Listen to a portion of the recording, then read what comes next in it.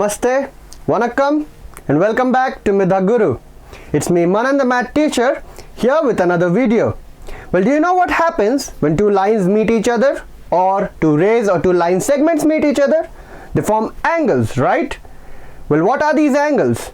We'll try and understand that in today's lesson. And also, we'll learn about parallel lines, intersecting lines, and all the angles formed when a transversal cuts a pair or more than a pair of parallel lines. Well, without further ado, let's get into the lesson. Before we begin the lesson, let's see what our learning objectives today are. The first is to understand all the concepts that deal with straight lines and or rays, line segments, and the angles that are formed between them. Next is to understand the different types of angles, that is acute angles, obtuse angles, straight angles, to name a few, and also including complementary and supplementary angles. The next is to understand the concept of adjacent angles and that of a linear pair.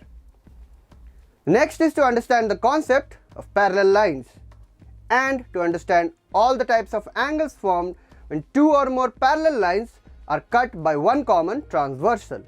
Well, let's get into the lesson. Before we begin the lesson actually, let's try and go back a bit and try to remember everything that we already know about lines and angles. The first is that angles can be formed between the edges of any two plane surfaces. For example, let's say my laptop here. When I open it out, I see that this is the face and this is the base, and I can see that there is some angle forming here. Now, an angle can be formed in geometry between two line segments or two rays. Now, two lines are said to be intersecting if they meet at one common point. Two lines are said to be parallel if they do not meet from -infinity to infinity. That is, they do not meet from end to end. Why is that so? We'll try and understand in a bit.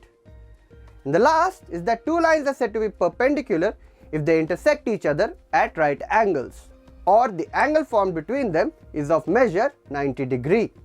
Before we get into the lesson, I would like to request you to like this video if you haven't yet, and subscribe to our channel Midha Guru, and stay tuned for further videos coming up. Now, moving on.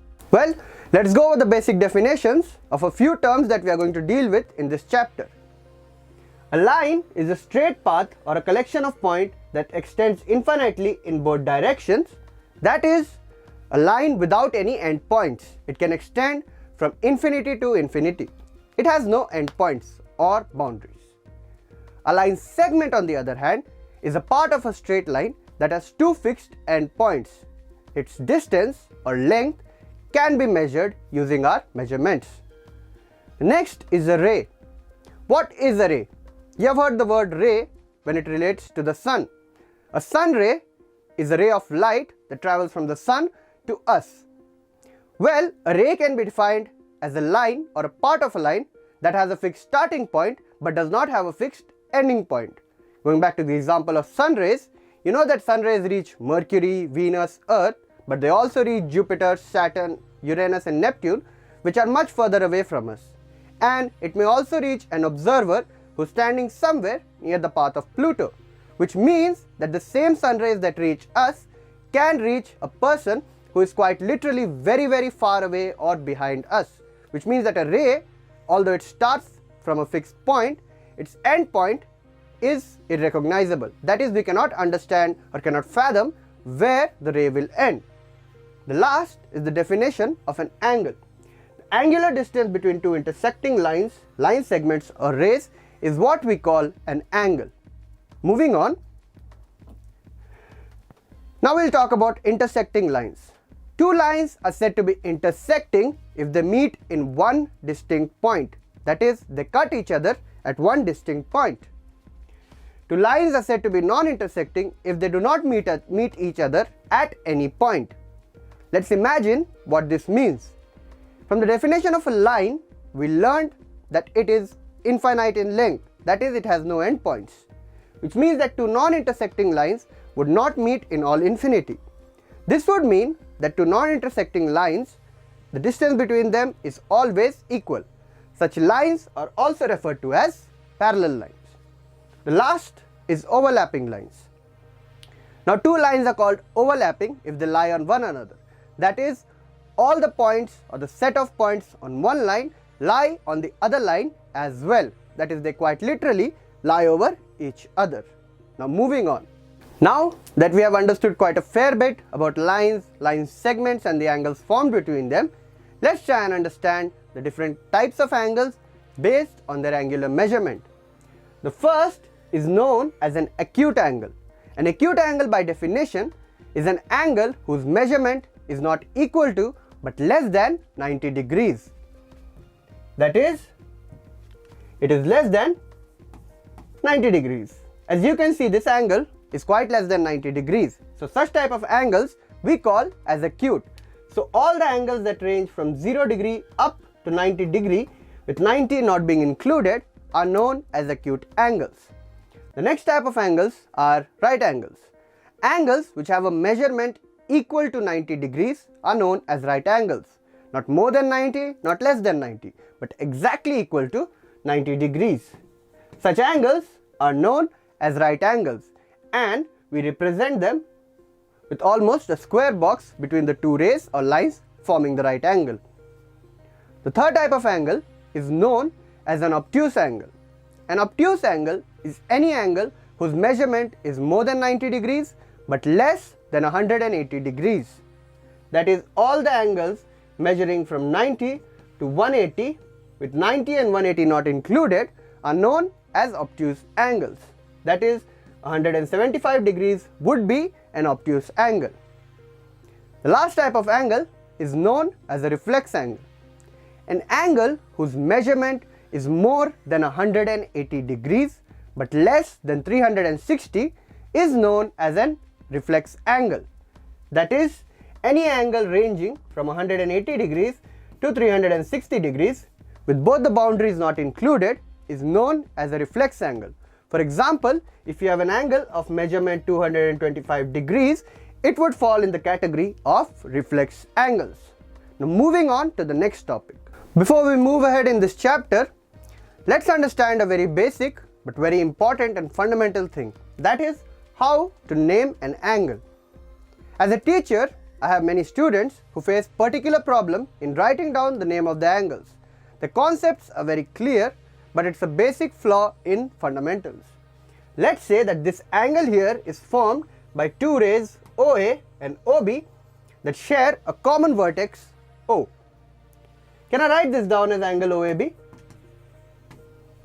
That would be wrong, right? Well, in the naming of an angle, at the two ends we must write the names of the uncommon vertexes of the angles so formed. That is, in this case, A and B. And in the center should come the name of the common vertex. So the correct name for this angle would be angle AOB. Now if you would like to tell me, if I write this angle as BOA, would this be considered wrong? Well, no. I can name this angle AOB or BOA, as both of them represent the same angular measurement between the rays OA and OB. So the gist of what I just said is that the endpoints can be reversed, but the letter at the center denotes a specific angle.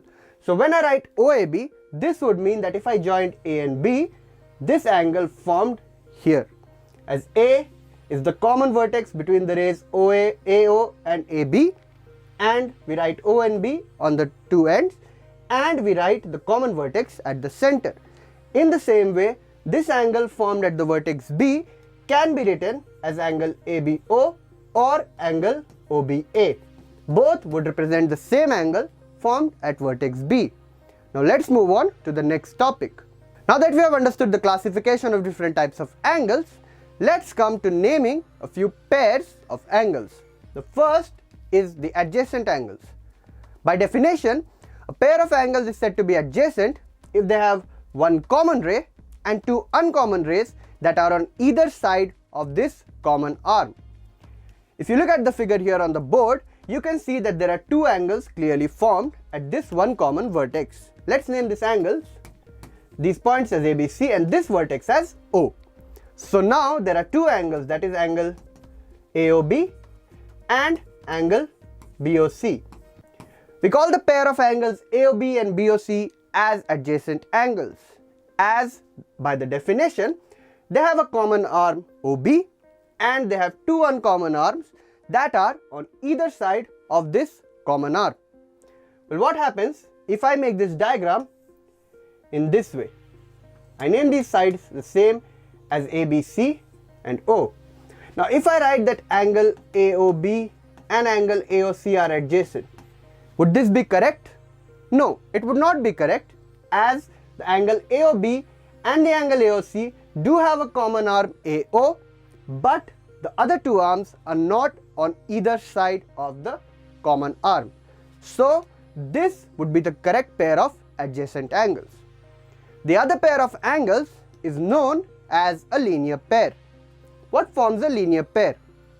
A linear pair by definition is the sum of two adjacent angles be equal to 180 degrees. That is, there is a straight line and a ray dropped on that straight line that makes it into two angles. We know that a straight line is 180 degrees. That is, this angle, the complete angle here, is 180 degrees. Now if I drop a ray in between it, it forms two different angles. In the same way, let's name this as ABC and this vertex as O. Now by the definition of adjacent angles, you can clearly see that AOB and BOC are a pair of adjacent angles. So a pair of adjacent angles becomes a linear pair when the measurement sums up to 180 degrees. So if I have a straight line and I draw different rays on it, now as you can see, there are three angles formed. So the sum of all these three angles would be 180 degrees. The best way that I tell my students to remember this is visualize the letter Y. You may write Y in a different way, but if I write Y like this will help me remember the property of linear pairs. So link the letter Y to a linear pair to try and remember better every time. Let's move on. Now when two lines meet each other, there's a particular type of angle formed that is known as the vertically opposite angles. Before we get into the depth, what are vertically opposite angles? As I said, when two lines intersect, now the angle formed here and here, as you can see, are quite literally opposite to each other. That is, if they were two friends, they would be standing on either side of the street, opposite to each other. So these two angles are known as a pair of vertically opposite angles. What is the relation between two vertically opposite angles? Well, two vertically opposite angles are always equal to each other. How do I know that? Well, if you do not understand that, there's a very simple derivation that will take a few minutes. If you can hold on with me, let's name this straight line as AB and this straight line as CD. Now the two angles that are called the vertically opposite are the angles, if I name this vertex as O, then the angles AOD and the angle COB. How do I prove them equal? As I know, the line CD is a straight line, which means that angle AOC plus angle AOD would be equal to 180 degrees by the linear pair that we just understood moments before. As you can clearly see, this is a straight line and these are two adjacent angles on the straight line. The sum should be equal to 180 degrees, which means that the angle AOD is equal to 180 degrees minus angle AOC. Let's leave that for now. Now coming to the straight line AOB. Again, on AOB, you can see the ray OC dividing it into a pair that is known as the linear pair, as AOB is a straight line. So the sum of the angles AOC and COB must be equal to 180 degrees, right? So angle AOC plus angle COB should be equal to 180 degrees, which means that angle COB will be equal to 180 minus the measure of angle AOC.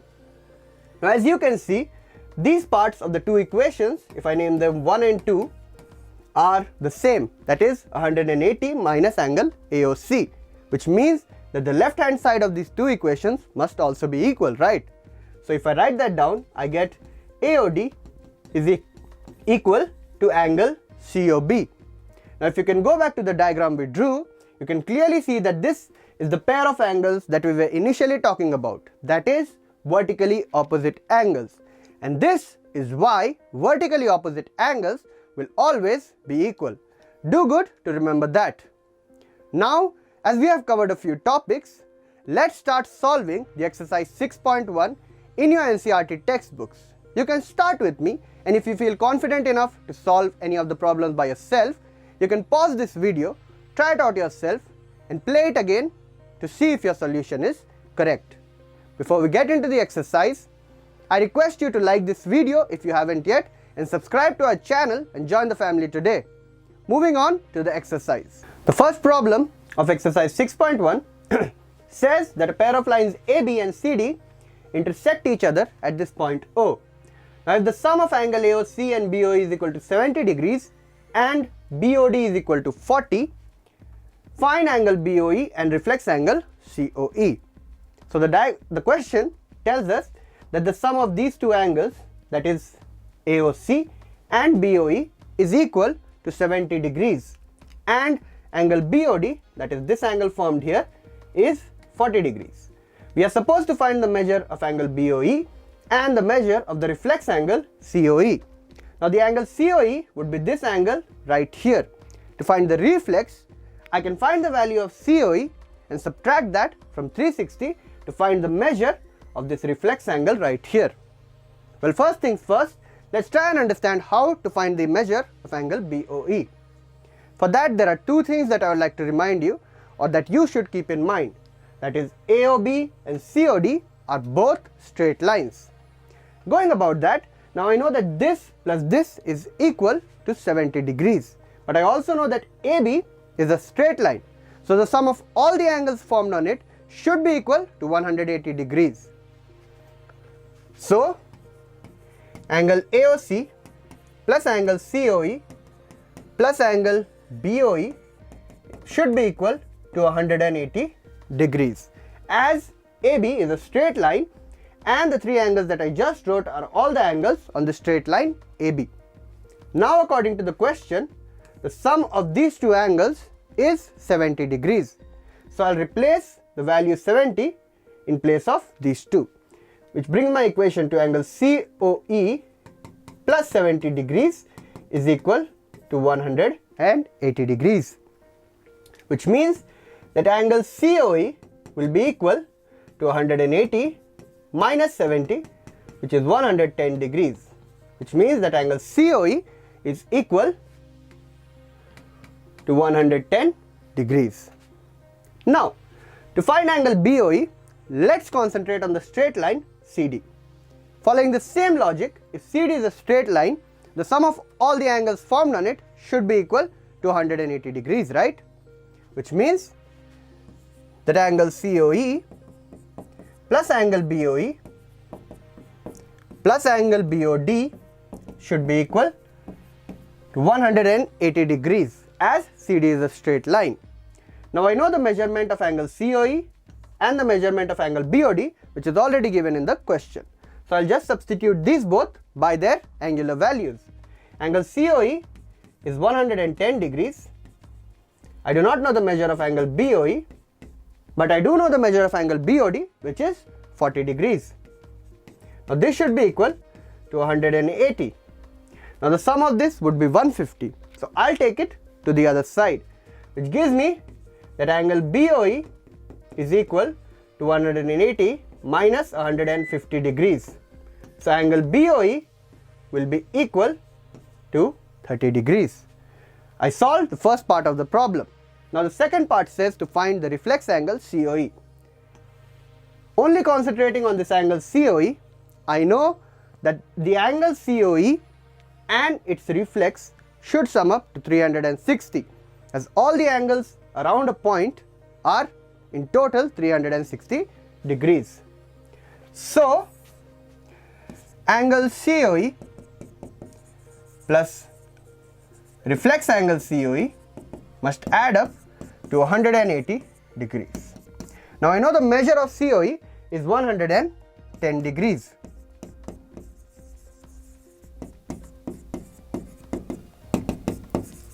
Which means that the reflex angle COE, I'm so sorry for writing 180, instead I should be writing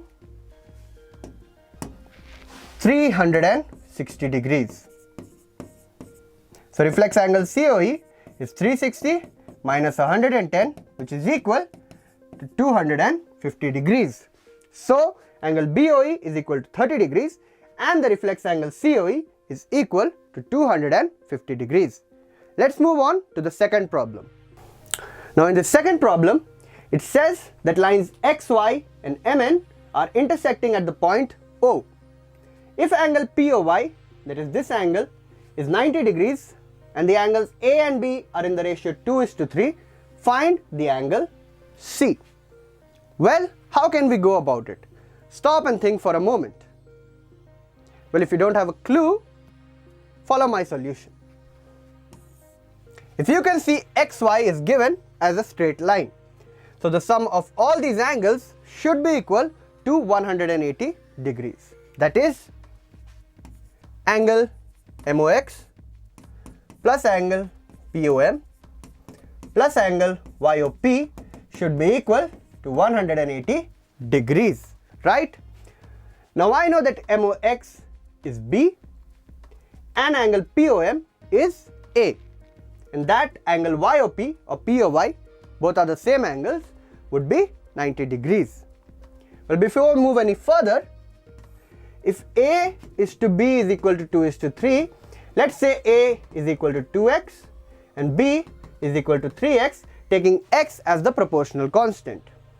Well, so now that I know the value of all the three angles, let's just substitute them in the place. Angle MOX is B, which is nothing but 3x. Angle POM is A, which is nothing but 2x. And angle YOP or POY is 90 degrees. So now 5x is equal to 180 minus 90 degrees, which means that 5x is equal to 90 degrees, which means that x must be equal to 18 degrees, which means that A would be 2 into 18 and B would be 3 into 18. So 2 into 18 is 36 and B becomes 54 degrees. That is, this angle here becomes 54 and this is 36. A problem is not yet solved. We are only halfway. Now we are supposed to find angle C, that is this angle here. For that, let's consider the straight line MN. Again, on a straight line, the sum of all the angles formed should be equal to 180. Now on line MN, the only two angles forming are angle MOX and XON, which makes both these angles a linear pair, as they are two adjacent angles on a straight line. By the property of linear pair, I know that angle MOX plus angle XON should be equal to 180 degrees. Now I know that MOX, which is nothing but B, is equal to 54 degrees. So I'll replace that value by 54 degrees.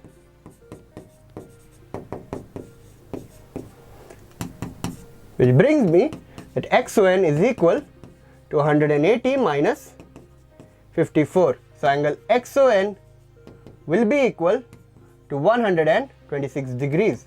And angle XON is nothing but C. So C is equal to 126 degrees. Moving on to the next problem.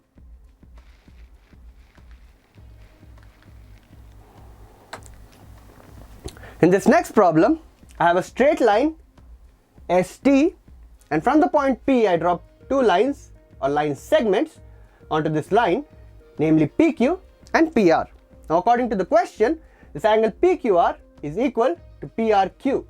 So I am supposed to prove that PQS, that is this angle formed here, is equal to the angle PRT. To solve this, we must use the same linear pair concept that we learned in two ways. First, let's forget about this line segment PR. Let's just consider line ST and PQ being a line segment on it. This would make the angles PSQ and PQT a linear pair, as they are two adjacent angles on a straight line. That means angle PQS plus angle PQR is equal to 180, which means that angle PQS will be equal to 180 minus angle PQR. Now according to the question, PQR and PRQ are equal. Let's name them as X. As they both are equal, I name them both as X. So instead of PQR, I'll write down angle PQS is equal to 180 minus X. Let's leave that as equation 1. In the same way, let's forget about the line segment PQ. Then on the straight line SC, we have a line segment PR dropped in such a way that the two angles PRT and PRQ are a pair or a linear pair. That is, two adjacent angles that are formed on a straight line. The sum should be equal to 180 degrees as well. So, angle PRQ plus angle PRT is equal to 180 degrees. Now as I just said, PRQ and PQR were equal, so I named them as X. I'll replace this PRQ by X. I'll get that X plus angle PRT is equal to 180 degrees, which means that angle PRT is nothing but 180 degrees minus X. Let's name this as equation 2. Now in both the equations you can see that the right hand sides are equal. So if the right hand sides of two equations are equal, so must be the left hand sides, right? So I'll write from 1 and 2, I get that angle PQS is equal to angle PRT, which is nothing but the solution required for this particular problem. Now moving on to the next problem. In this next problem, it says that if x plus y is equal to w plus z, then prove that AOB is a line. And if you can't see O, don't worry. O is the junction point from where all the rays are originating. So now if we look at the picture, we see that these two angles are x and y, and this is w and z. And it says that the measure of angle x plus y is equal to the measure of angle w and z. From this, we are supposed to prove that this line, which is not a line yet, we are supposed to prove it, that the two rays OA and OB form a line. Let's see how we can do it. Let's write down the given first. It says that x plus y is equal to w plus z. Let's say this is equal to a constant A. Both of them are equal to a constant A. Now, around this point O, we know that all the angles formed around a point sum up to 360, which means that x plus y plus w plus z should be equal to 360 degrees. Now, we just substituted the value of x plus y or w plus z as A. So, in this equation, we will replace them with A, which means this would be equal to A plus, and this would also be equal to A, which is 360. This means that 2A is equal to 360. So, A is equal to 180 degrees. Now, taking any of the pairs, that is either x plus y or w plus z, we will say that x plus y is equal to 180 degrees. From this relation and looking at the figure, what does this tell you about x and y? This would mean that x plus y is a linear pair, but we know that a linear pair can only be formed if the angles are on a straight line, which helps us prove that AOB is in fact a straight line. So we can write that down, that AOB is a line. Now moving on to the next problem. In this next problem here, it's given that POQ is a line, ray OR is perpendicular to line PQ, that is this ray here, and OS is another ray lying between rays OP and OR, that is OP and OR. In between them we draw a ray OS. Now we are supposed to prove that the angle ROS is equal to half of QOS minus POS. As it is given that OR is perpendicular to the line PQ, this angle here must be 90 degrees. Now as POQ is a straight line and this is itself 90 degrees, that means the rest of it must also be 90 degrees. And we can clearly see that the rest of the angle is angle ROS plus angle SOP or angle POS. I'll write that as angle ROS plus angle POS is equal to 90 degrees. Let's leave that for now. Now, if I treat angle QOR and ROS as one single angle, I can see that QOS and POS form a linear pair, which means the sum must be 180 degrees.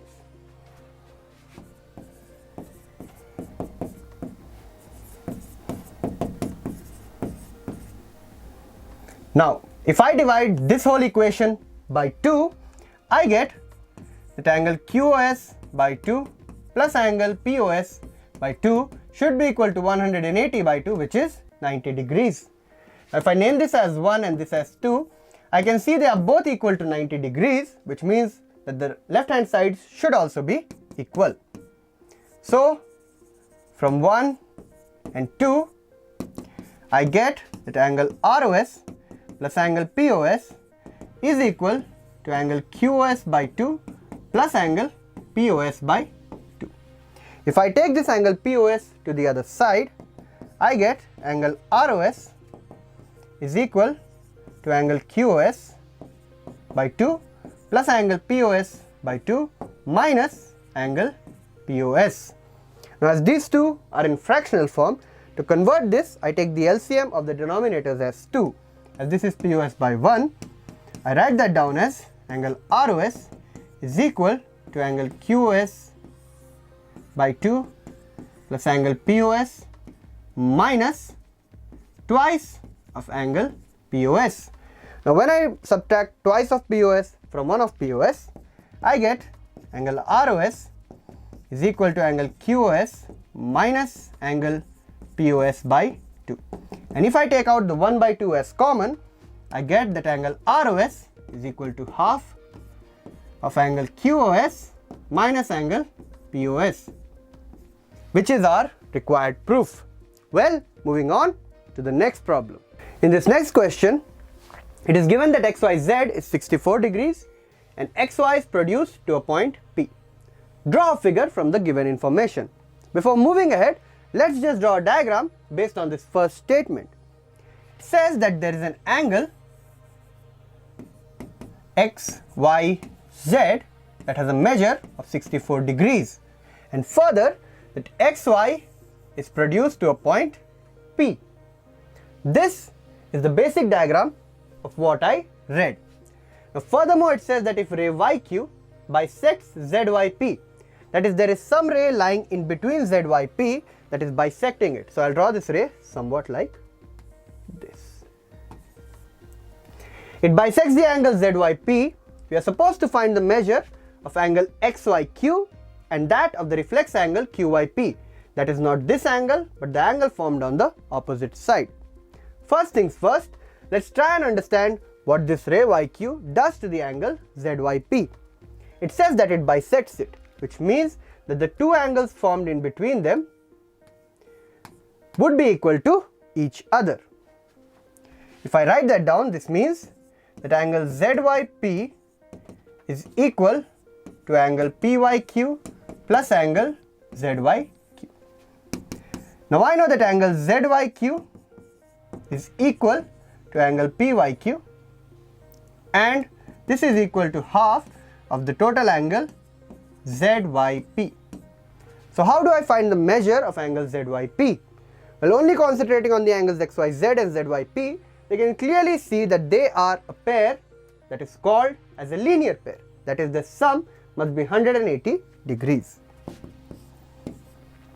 Angle XYZ plus angle ZYP is equal to 180. Now I know the measure of XYZ is 64, so I'll replace it with the value.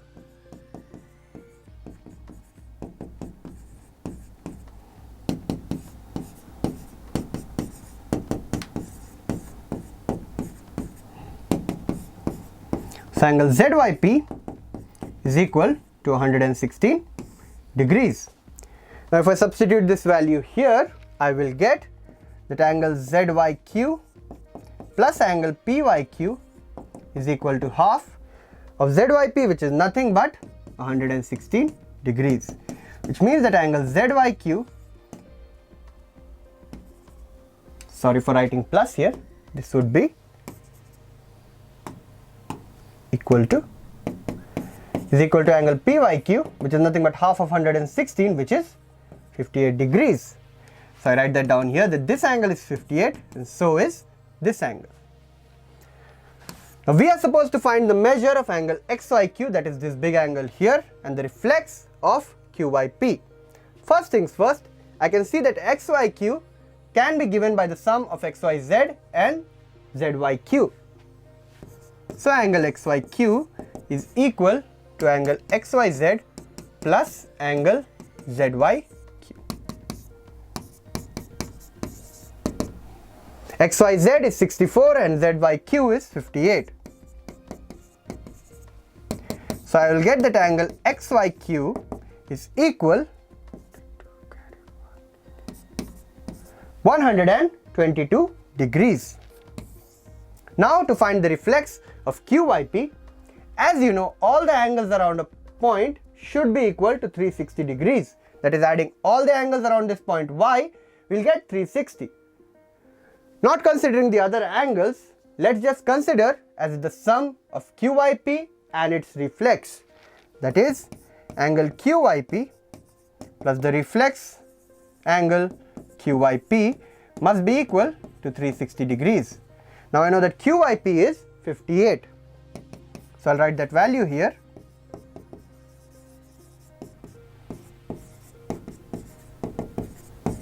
From this I'll get that the reflex angle QYP is equal to 360 minus 58.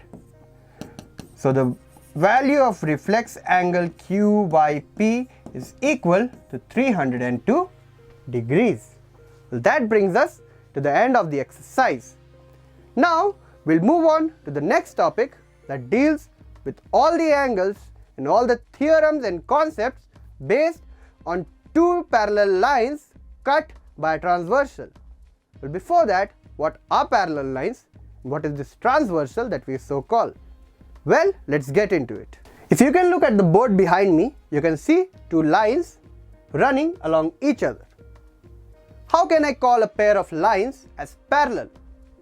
Well, by definition, this would mean that if I at any point measure the perpendicular distance between these two lines, they must always be equal. That is, if I measure the perpendicular distance at here, here, here, here, here, or anywhere between them in their infinite length, this perpendicular distance must always be equal. What happens if it's not? Well, if the perpendicular distance on this is equal to, let's say, 10 units and here it's 8, which means that the perpendicular distance between them is going on decreasing. Now as I'll move in that direction, after let's say a lot of length, these two lines will tend to meet into each other, and that will therefore defy the definition of parallel lines. So this perpendicular distance between the two lines must always, in all its entirety of length, be equal. That is what a pair of parallel lines is. Moving on to what a transversal is. Well, if these two parallel lines are cut by a common straight line, this common straight line cutting the two lines is known as the transversal. You'll see it in many different forms. Here is one of them. I have the same pair of parallel lines and they are being cut by another line. What does this have for us? Well, there are many angles formed at the 2 points of junction.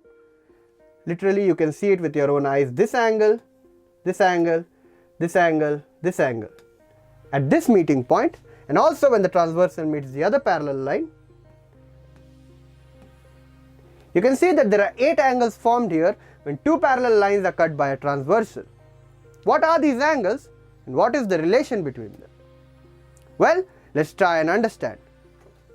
As you can see, these two angles, if I start naming them as 1, 2, 3, 4 and 5, 6, 7 and 8. Well, The pair of angles 4 and 6 are on opposite sides of this transversal on two different parallel lines, but on the same side of them. These two are known as a pair of interior alternate angles. In the same way, 5 and 3 would also be a pair of interior alternate angles. The name interior comes from the fact that they are on the insides of the two parallel lines, that is facing each other, and they are on the alternate side of each other. In the same way, on the exterior, the two angles 1 and 7 are a pair of exterior alternate angles, and in the same way, the pair 2 and 8 also a pair of exterior alternate angles. Are there any other relations you know of? Well, as you can see, angle 6 and angle 2, they are on the same side of both the parallel lines with respect to the transversal. This angle 6 and angle 2 are known as a pair of corresponding angles. In the same way, this angle 5 and angle 1 will also be a pair of corresponding angles. So will be angle 3 and 7 and 4 and 8. Now the last type of angle formed when a transversal cuts two parallel lines are called co-interior angles. That is, interior angles on the same side of the transversal as well as on the same side of the parallel lines. That is, this angle 3 and angle 6 form a pair of co-interior angles, and so do angle 4 and 5. Well, what is all this hodgepodge that we just saw? Try and understand it in a bit of detail. Interior alternate angles, if you cannot remember them, just remember the alphabet Z. Now these two angles formed on this side, treating these two as the parallel lines and this line right here as the transversal, these two are the pair of alternate interior angles or interior alternate angles. The relation between these two angles is that they are always equal to one another. The next part is the exterior alternate angles. If I draw Z and I extend this transversal a bit, I see that there are two angles forming here. As they are on opposite sides of each other as well, but they are on the outer side of the parallel lines, they are known as a pair of exterior alternate angles. They too, in the similar way, are equal to each other. The third part comes corresponding angles. For corresponding angles, I have another alphabet for you, that is F. If you write F and you treat these two arms of F as the parallel lines and this line cutting them as the transversal, the angles formed here are known as a pair of corresponding angles. They too, in the same way, are equal to each other.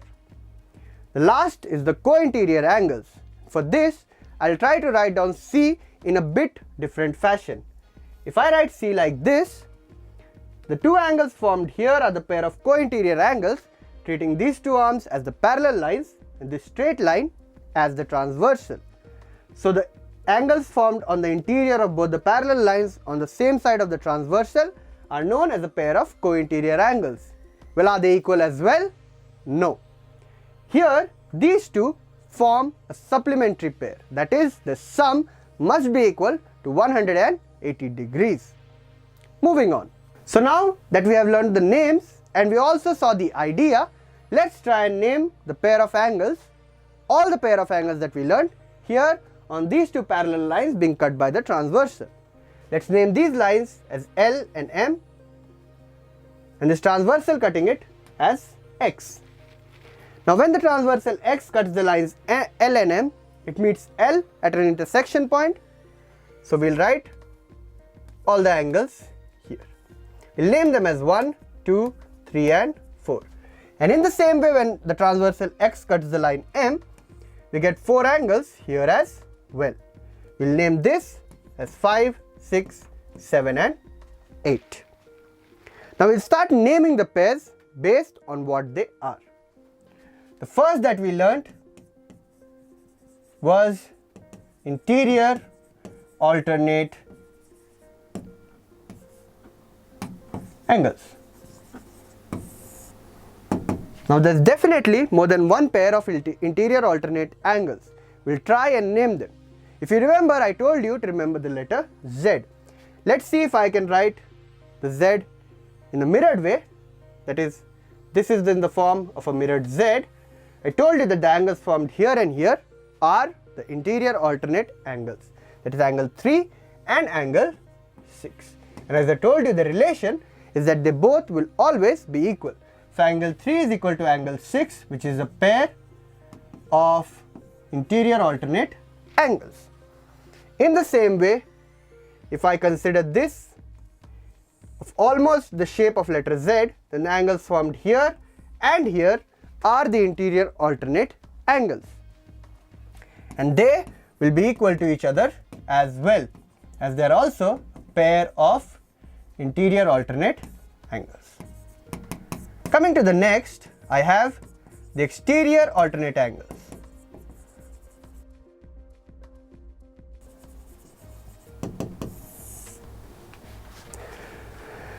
Now coming back to this opposite letter Z, if I extended this transversal, I told you that the angles formed, so 1 and 8 will be the pair of exterior alternate angles, and as they are equal as well. In the same way, on this Z here, if we extend the transversal, I can see that there is an angle formed here and here as well. These are also a pair of exterior alternate angles.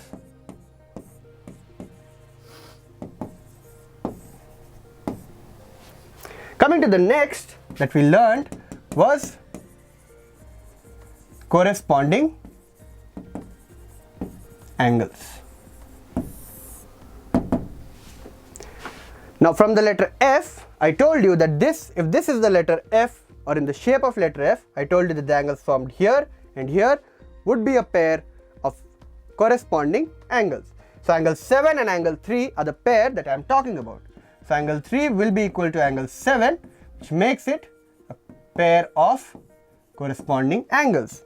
In the same way, if I consider this F here, I can see that 8 and 4 are a pair of corresponding angles as well. Now, if I treat or turn the F upside down here, I can see this also forms almost the shape of F, and 5 and 1 are formed on the same side of the parallel lines. So they will be a pair of corresponding angles as well.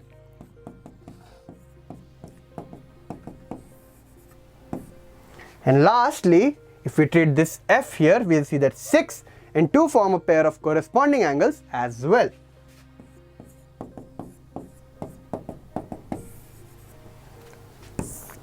Coming to the last type of angle, that is the co-interior angles. Now 3 and 5 are on the same side of the parallel lines, that is on the insides of the parallel lines, and they are on the same side of the transversal as well. So this is what forms pair of co-interior angles. But unlike the others, they will not be equal to each other. Well, angle 3 and angle 5 are related in a way that they are supplementary to each other. And in the same way, angle 4 and angle 6 are also on the inside of the parallel lines and on the same side of the transversal. So they also form a pair of co-interior angles. So when two or more parallel lines are cut by a transversal, these are all the pair of angles formed around the junction or intersection points. So now that we have understood all the basics about all these types of pairs of angles that are formed when parallel lines are cut by a transversal, let's move on to the next exercise in your textbooks, marked as exercise 6.2. If you'll open the exercise and start solving it with me, let's get into it. In the first problem, it says that we are supposed to find the values of x and y and then show that AB is parallel to CD. Well, here AB and CD are two straight lines and we are supposed to prove that they both are parallel based on the values of the angles x and y. Let us say for an instance that AB and CD are parallel lines. What would this mean for angle x and y? How are they related? Well, very right. They are a pair of interior alternate angles. So if x and y were equal, this would mean that AB and CD are parallel as the pair of interior alternate angles is equal to each other.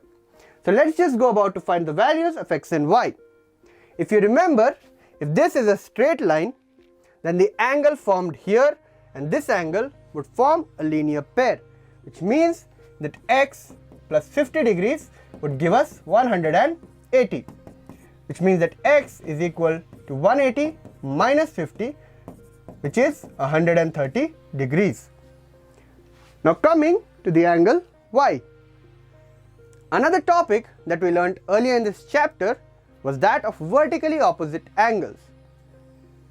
If at the meeting point of two lines, angles formed opposite to each other are known as a pair of vertically opposite angles. What's the relation between them? Very good. They are equal to each other, which would mean that y is equal to its vertically opposite angle, that is 130 degrees. Now as you can clearly see, x and y are quite equal in measurement, and as I earlier told you, if the lines AB and CD were to be parallel, x and y would be a pair of interior alternate angles. Now as the pair of interior alternate angles formed on the transversal are equal, we can clearly say that AB is parallel to CD. So moving on to the next problem. In this next problem, we have three straight lines AB, CD and EF. Now the relation between y and z is that they are in the ratio 3:7, and we are supposed to find the measure of x. Well, first of all, let's consider the two straight lines CD and EF and this as the transversal. Is there any relation between y and z? Well, no. But I know that z and this angle here, if I can name it as angle 1, will be equal to each other. What is the reason, kids? Well, if you'll do good to remember, they are a pair of corresponding angles. So angle Z will be equal to angle 1, as they are a pair of corresponding angles. Which means that instead of 1, we can also write Z.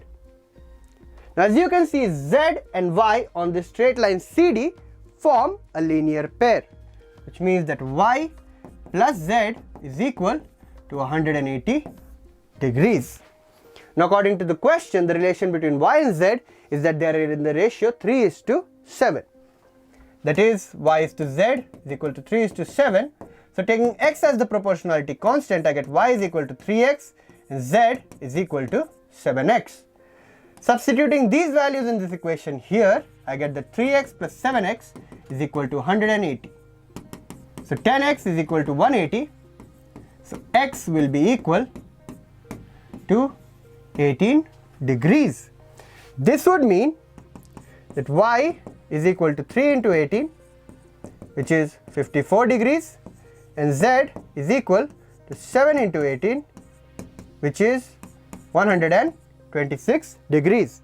And when I add them, they are in fact equal to 180. So this angle here is 126 and this angle here is 54.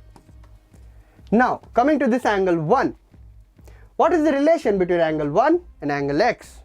Well, true, they are a pair of interior alternate angles and hence they will be equal to each other, which means angle 1 is equal to angle x. Now whether the angle 1 is equal to angle z, which is nothing but 126 degrees. So angle x is also equal to 126 degrees. That is what we are supposed to find. Moving on to the next problem. In the next problem, it says that if AB is parallel to CD and EF is perpendicular to CD and GED is equal to 126, find angle AGE, angle GEF and angle FGE. Well, before coming to what we are supposed to find, let's write down everything that is given to us. It says that EF, that is this line, is perpendicular to CD, which means that this angle here would be 90 degrees. But if AB and CD are parallel to each other, we consider EF as the transversal. These two are a pair of interior alternate angles, which means that this angle here would also be 90 degrees.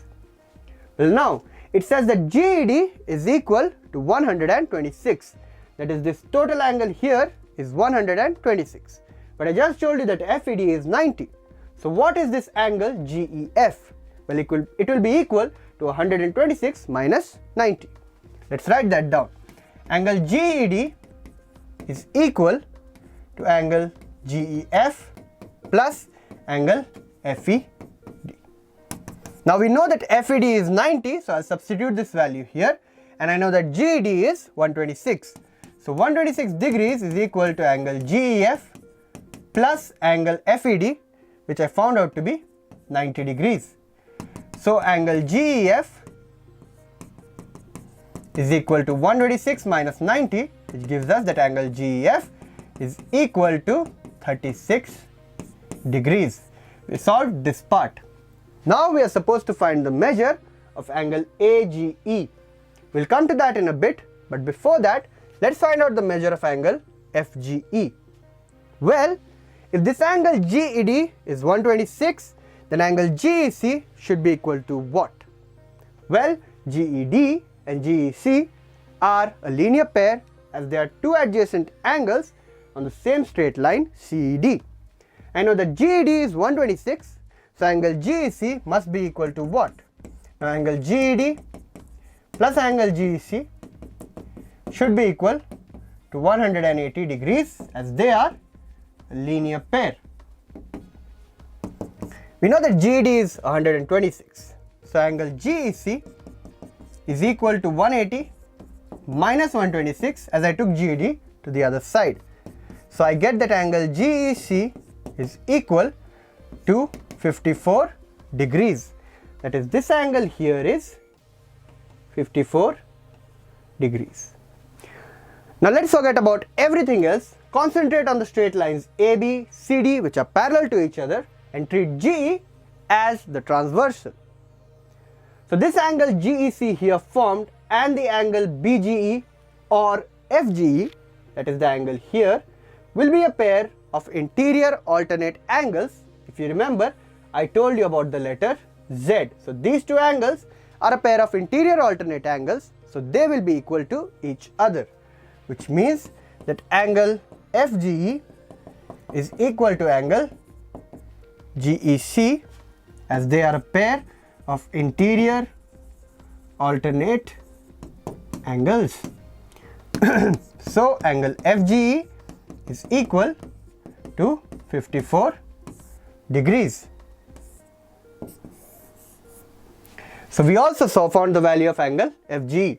We are only left with calculating the value of AGE. Now, if this angle was 126, what would be the measure of this angle?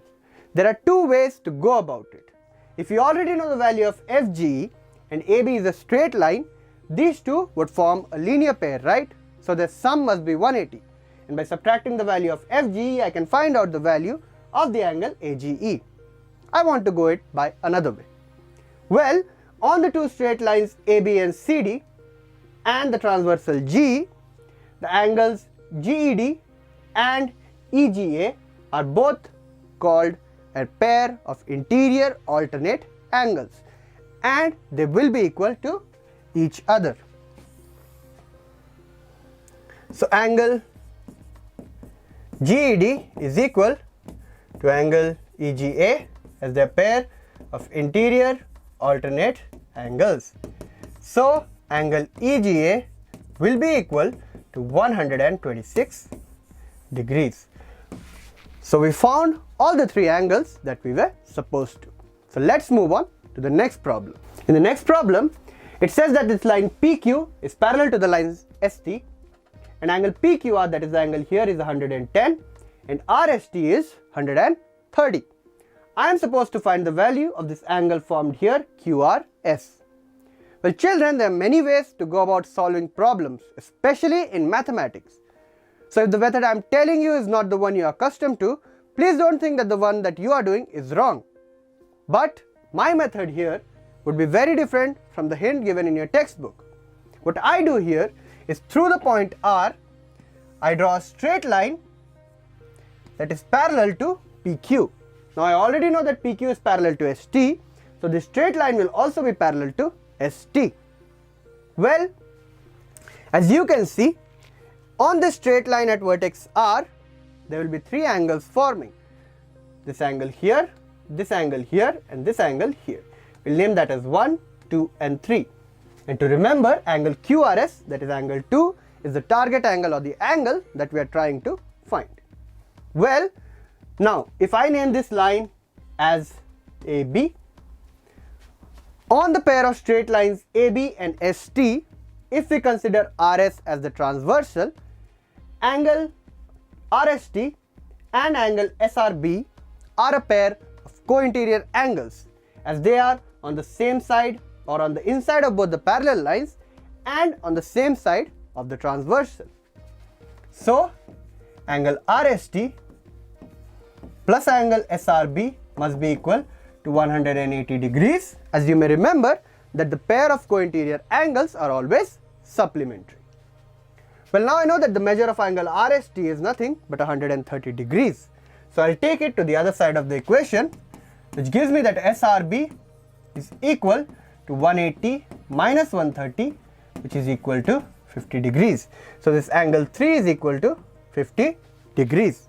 Now in the same way, on the straight line AB and PQ, considering RQ as the transversal, I know that the angle PQR and the angle QRA are a pair of co-interior angles, as they are on the inside of both the parallel lines and on the same side of the transversal, which means that angle PQR plus angle QRA must be equal to 180, again because a pair of co-interior angles are supplementary.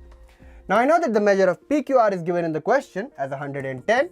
I'll take it to the other side, which brings me that QRA is equal to 180 minus 110, which is nothing but 70 degrees. So this angle 1 is equal to 70 degrees. Now coming back to this straight line AB at the vertex R, as you can clearly see the three angles formed on the straight line AB, which means that the sum of this angle 1, 2 and 3 must be equal to 180 degrees, as AB is a straight line.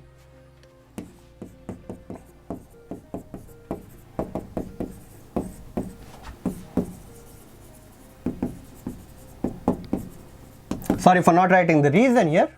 If it helps you, write it as co-interior angles, and here as well. Well, now coming back to the statement that I wrote, that angle 1 plus 2 plus 3 is equal to 180 degrees.